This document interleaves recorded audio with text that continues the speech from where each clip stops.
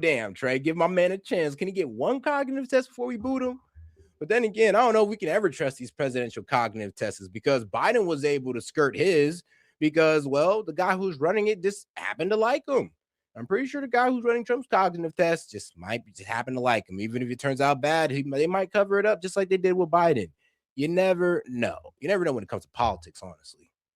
Not because they're liberals, but because this is their growth plan for the future. So I saw all that up close and personal for 2 solid weeks, 18 hours a day at the shop floor, all the plans. And so this is just not real. I mean, we're strengthening, we're hastening the day when China will flip and become number one. We're not reducing that. We're not making that slower, Piers. What's happening is all of these so-called talking points here, for example, you say, well, President Trump just posted, she will be thrilled with this. Fine. Then all the White House has to do is get that post endorsed by the Chinese Foreign Ministry today. Yeah. We don't need to wait weeks and weeks for a meeting. All we know that this is I'm in Chicago, you're in London. We can do this in the next 30 minutes at the longest. That's all that would take there. Otherwise, this is just more hot breath coming out of President Trump, and he's had a lot of that just simply doesn't matter. Robert Pape, great to have you back. Thank you very much. Thank you. So the big question is China the real and potentially the only big winner? Joining me to debate this is Jiang Shei-Chuen, game theorist, better known as Professor Jiang, and Gordon Chang, author of Plan Red, China's project to destroy America. Well, welcome to both of you. Well, welcome back to Uncensored, Jiang Shei-Chuen. What is your view? I mean, there is a view that's mounting that China, by not being directly involved, has been the biggest beneficiary. Do you share that? I actually don't share that view, Piers. I think that China could suffer many consequences if this war continues for too long. So China has already invested $200 billion into the Middle East. All this infrastructure investment could be destroyed. So Iran is a very important part of China's Belt and Road Initiative. And the Israelis and the Americans are targeting railways. See, now that explains a lot, because I have seen a lot of Chinese diplomats come out and say, we need this war to end. What Trump is doing is illegal. It's an illegal war. And, you know, the only time China really steps up is when their assets are in danger. So it made sense. That actually makes sense that China has a lot of investments in the Middle East that they're just like, yo, we're about to blow those mugs up, bro. And we can't afford for that. We can't afford that right now. And trust me, they get a lot of their energy out of the Middle East as well. Ways built with Chinese financing. China receives 50 to 60% of its energy needs from the Middle East through the Strait of Hormuz. And so right now, China is using its strategic reserves to fuel its economy. But if this war continues for too long, then the Chinese economy may suffer. So that's very interesting because, you know, I've been reading a lot of reports increasingly saying, no, China, they're going to benefit. And yet you come back all the time, in my head anyway, to the fact that China is, you know, pretty reliant on the Strait of Hormuz in particular being open. I mean, it's the biggest beneficiary of that strait being open. And so even though some of their oil's been getting through, it's not been all of it, has it? Right. So remember that this weekend, there were the peace talks in Islamabad. And these peace talks would not have happened without China pressuring the Iranians to seek a ceasefire as soon as possible. The Iranians are not interested in a ceasefire because they see themselves as winning this war, and they believe the Americans don't have any credibility. They've had peace talks before, and it's gone nowhere. In fact, the Israelis and Americans have used the pretext of peace talks to attack the Iranians. So I think without Chinese diplomatic efforts, these peace talks would not have occurred in Islamabad. And then you have to ask yourself, why are the Chinese so invested in peace in the Middle East? And the reason why is they have too much invested in energy from the Middle East. Okay, Gordon Chang. Yep. You know, this might push people more towards China, that China's never going to get involved in your business. I mean, unlike America, you don't need a nuke to work well with China. In America, you need a nuke to work well with us, or we'll try to overthrow you because we don't like you for some reason or another. And you don't got to worry about that with China. China ain't going to try to overthrow you. China don't care that you're a dictator or a monarch. They don't care. They don't give a damn. they'll do business with whoever, and they'll keep their. And honestly, they just care about the money. I mean, they'll look the other side as long as you give them their money. And that's a very attractive. That's a really attractive trait that a lot of countries might fall into. I have been really struggling. I'll be honest with you. I've known Donald Trump 20 years. The reasons for this war seem to have changed on an hourly basis for the last 6 weeks. He seems to be deliberately antagonizing everyone he can think of. I mean, today he's been antagonizing every Christian. He's been antagonizing, obviously, everyone in NATO, everyone in Europe. He doesn't seem to care. And yet most of the concerns from the people that he's going after are shared by all of them, which is this war was ill-conceived, has been poorly executed, has no apparent end game, and is being driven predominantly by the interests of Benjamin Netanyahu and his Israeli government. What is your view? I think that the war certainly was necessary. And I agree with you. I don't think President Trump has made the case. So, for instance, when he talked to the American people about 10 days ago, he only used conclusory statements. And I don't think that they were that convincing. So, for instance, he said, well, you know, the Iranians will soon have a missile that'll hit the United States.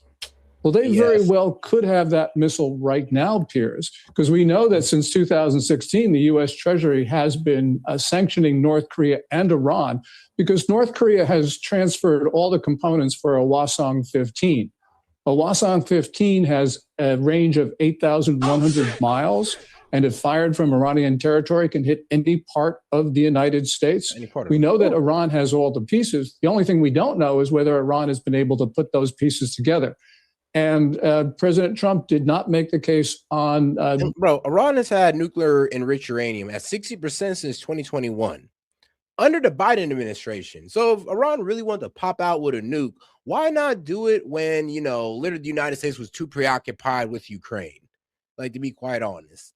And I mean, they could have, and here's the thing, they could have secretly made they could have secretly made an intercontinental ballistic missile, but they didn't. So I'm gonna be real with you. A lot of people want to say that, oh, they're just the irrational like regime and they're just ready to kill. And I'm just like, I'm be honest with you, they had plenty of opportunity to do so, and they have not taken it. Iran's possession of highly enriched uranium, which he could have done. He just said, well, they want a nuclear weapon.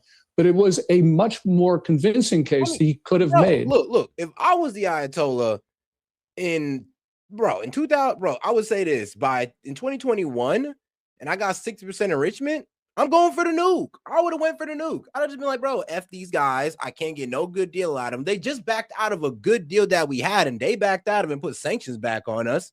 Bro, F that. I'm getting the nuke. I'm going to get my respect out here. That's what I'd have done if I was the Ayatollah. But thank God I wasn't the Ayatollah. That guy's a little bit more, I guess, religiously sensible because he sees how having a nuke as a sin against God. So there's that. And I think that eventually he will make that. I think eventually the American people will understand that. And I think that they will support the war. But of course, the question is, as you point out, whether Trump will make that case to publics, American and the world.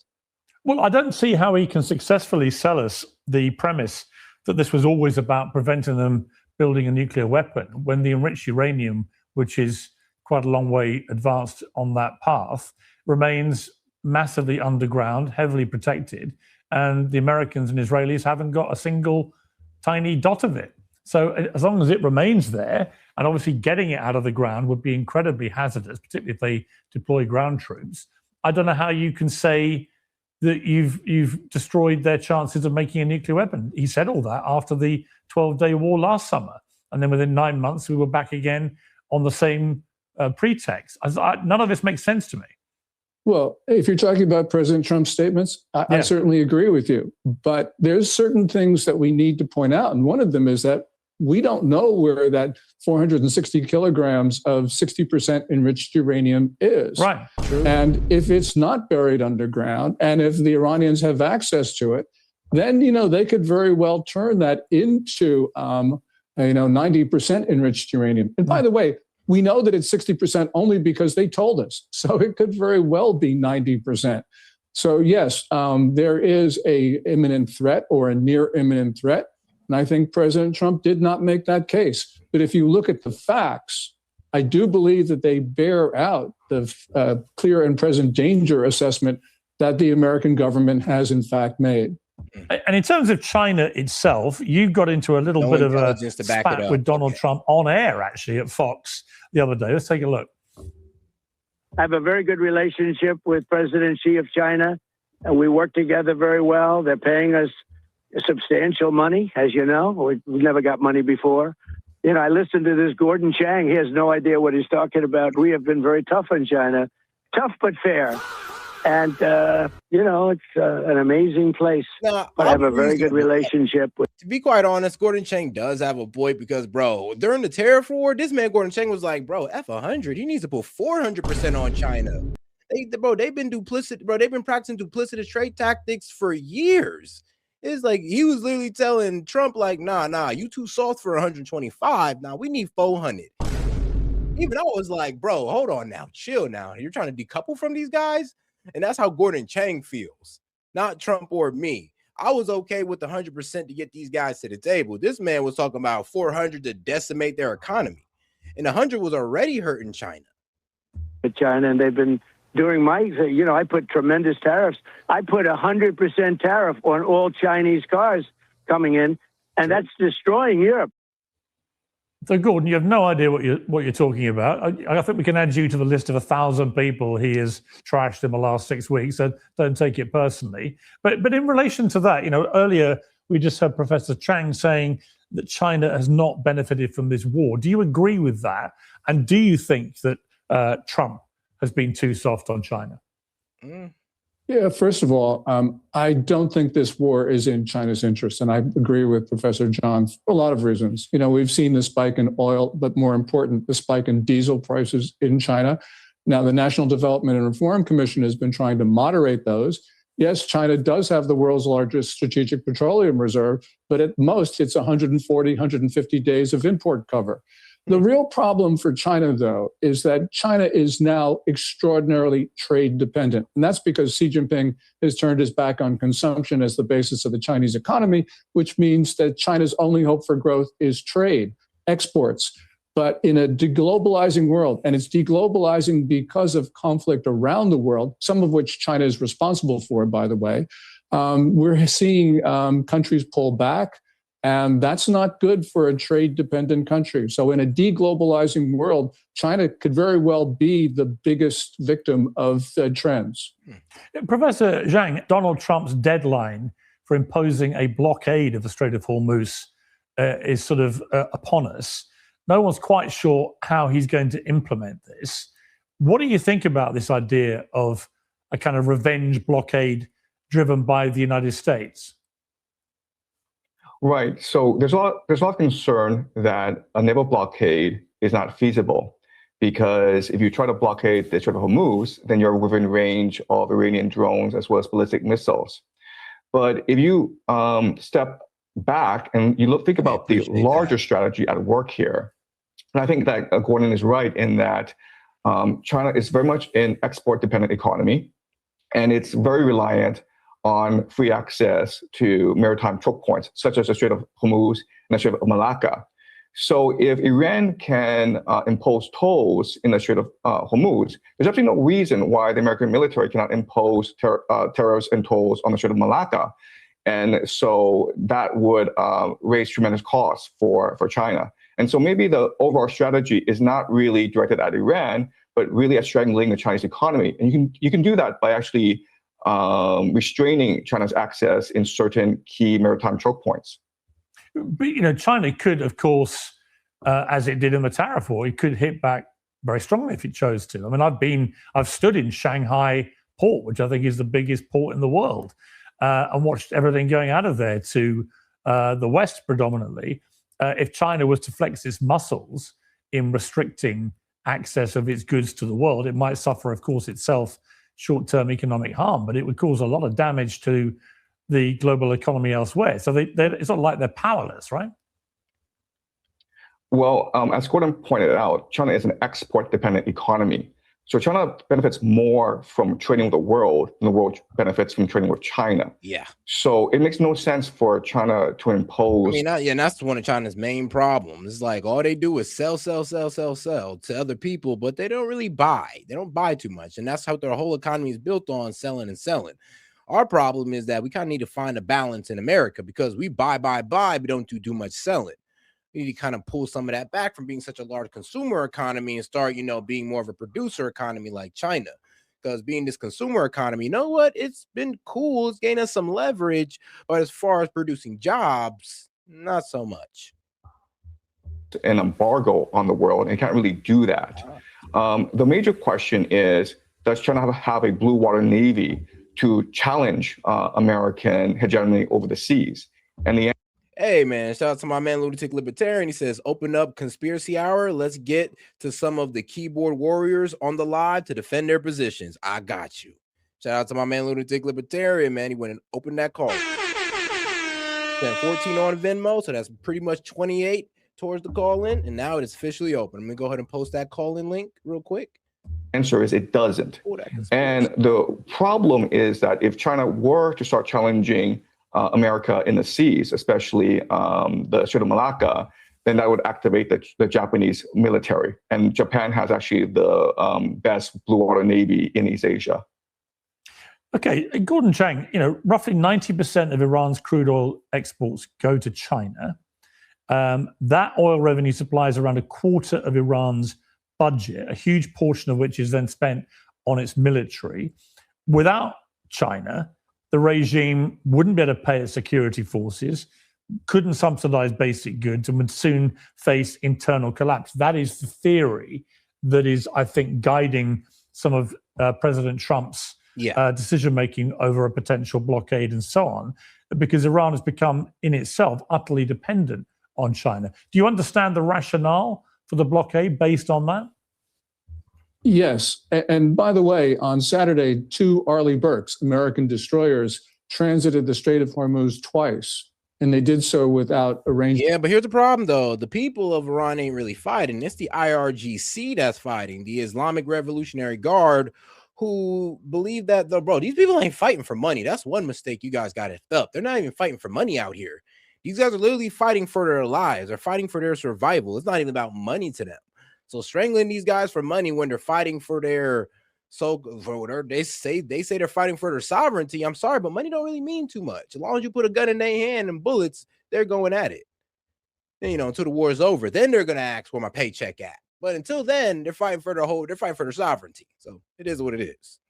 With Iran. So I think that if you parked a couple Arleigh Burkes in just outside the strait, you could close it. And that's what President Trump has talked about. He said that, look, we're going to seize any ship that has paid Iran's tolls. This cuts off all of its oil revenue. So really what we have is a strategy to starve the regime.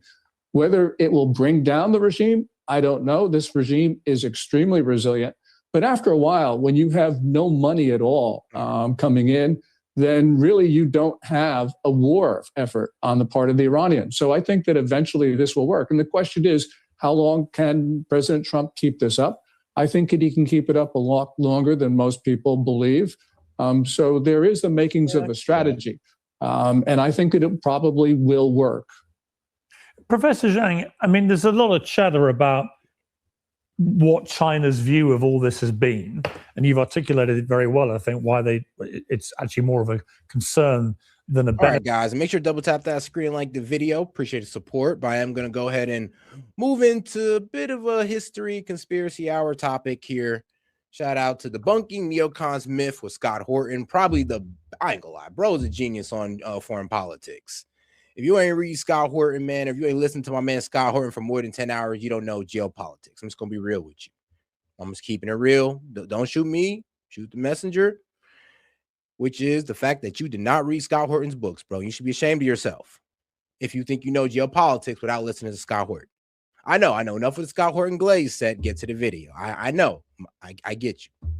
All right, let's go ahead and get right into it. And I went ahead and posted the call-in link in the post tab on the main page, and go ahead and get it there. And I went ahead and posted it in the Shout out to my man Lunatic Libertarian. He's already in here. And I went ahead and also posted it in the chat. For those who are watching horizontally, you guys should be able to press on that. I'm not so sure about the vertical live, though. You might be a bit out of luck on that side.